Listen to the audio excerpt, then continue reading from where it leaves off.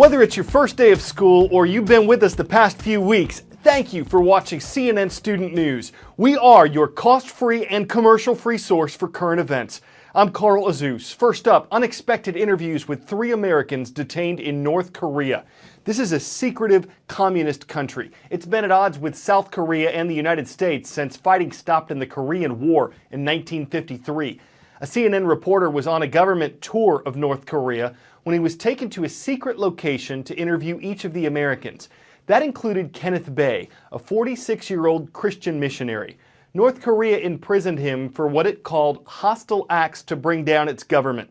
I've been asking the American government to act upon getting me released here, and I do believe that special envoy need to come in order to resolve the situation that I am in right now.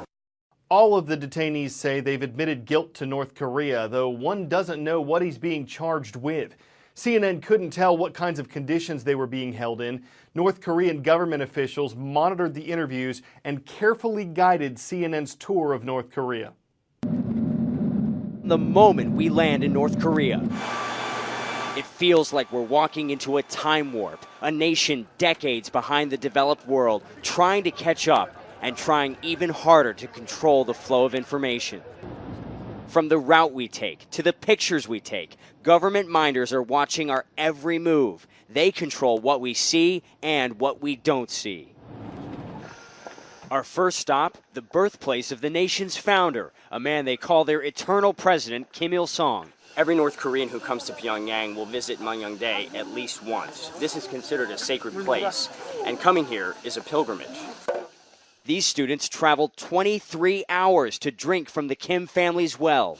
I want to come back again, says 12-year-old Ko Hang-myeon. He comes from a rural area in the far north, a far cry from the capital, the showpiece of the nation. This is the most modern children's hospital in the entire country. It took about a year to build, opened up 6 months ago, and it's not just the medical equipment that's state-of-the-art. We're told kids actually pretend to be sick just so they can use the playground.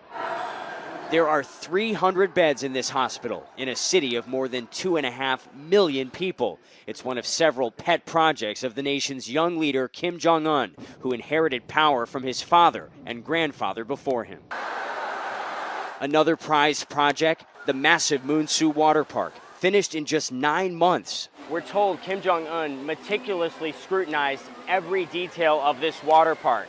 He examined the plans personally, we're told 113 times, and even had his high-ranking government officials test out those water slides to make sure they were safe. As these people play, the United Nations worries others are suffering. The World Food Program says many North Koreans face regular food shortages. You wouldn't know it with all the money spent on projects like this. Here, no expense is spared to put a modern, happy face on Pyongyang. The rest of North Korea is kept hidden from our cameras and the eyes of the outside world. Will Ripley, CNN, Pyongyang, North Korea.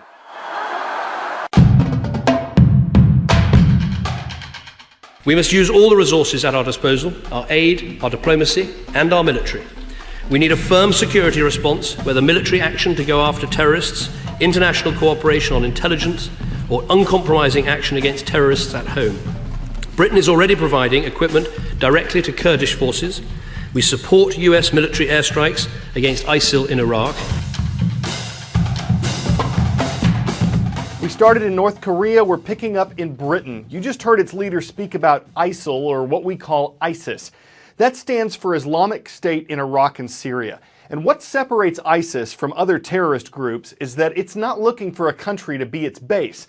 ISIS wants to create its own country based on its own extreme interpretation of Islam. It's been murdering scores of people in Iraq and Syria who don't share its beliefs.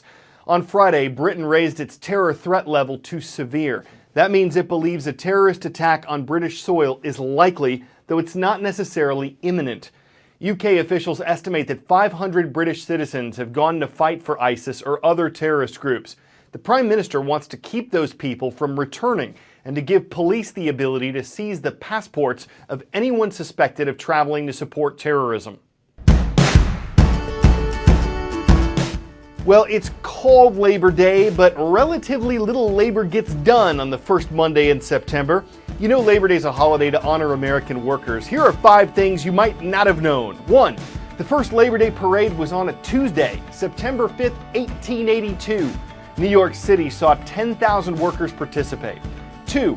Oregon was the first state to make Labor Day a legal holiday. That was in 1887. 3. The U.S. government under President Grover Cleveland made it a national holiday in 1894.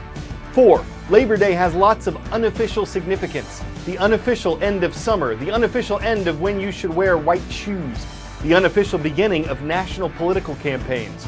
And 5. There's a similar holiday in other countries. It's called May Day, and it's on May 1st.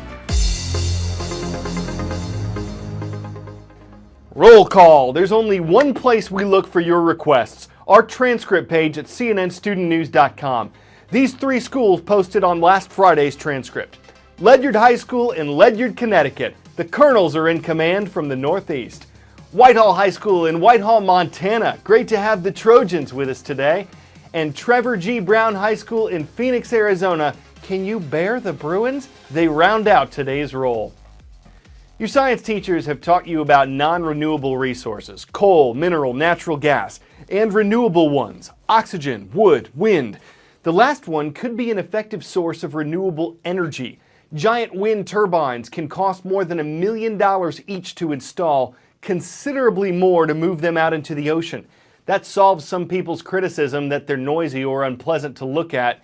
It doesn't solve a problem involving wildlife.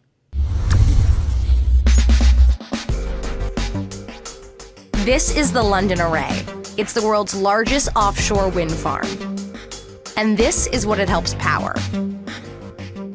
The farm has 175 giant wind turbines, capable of generating enough electricity to power 500,000 homes. And it's quite possibly the answer to London's growing energy needs. We expect about 900,000 tonnes of carbon dioxide to be saved per year that would have otherwise been put into the atmosphere. That's about the equivalent of just under 300,000 cars a year taken off the road.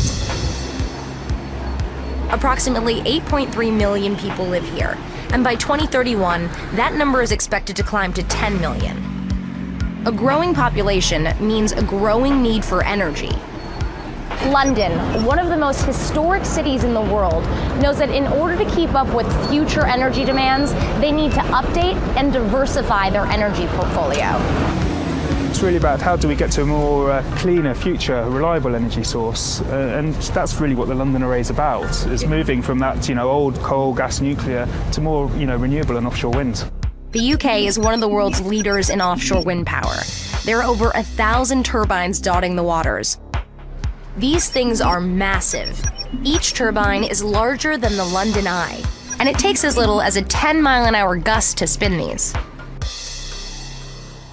Until recently, the array was set to expand by possibly 57 more turbines, but construction was halted to save a rare breed of bird called the red-throated diver. They're a rare species of bird in the UK, and they come down to the Thames estuary in the winter, and they feed there.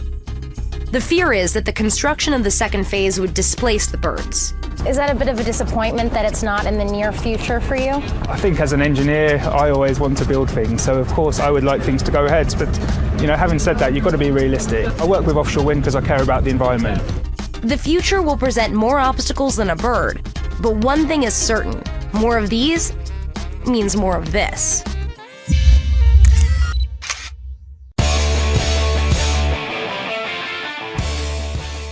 If the northern lights are called aurora borealis and the southern ones are called aurora australis, what do you call them in space? Just depends on what you're looking at. These are still the northern lights. This video was taken from aboard the International Space Station. If it looks like they're flying by fast, it's because the station orbits Earth every 90 minutes. And it looks like they're having a roaring good time. We always make a little space for puns at the end of the show. Some are out of this world, some are kind of spacey, but they're all part of Aurora. I'm Carl Azus for CNN Student News.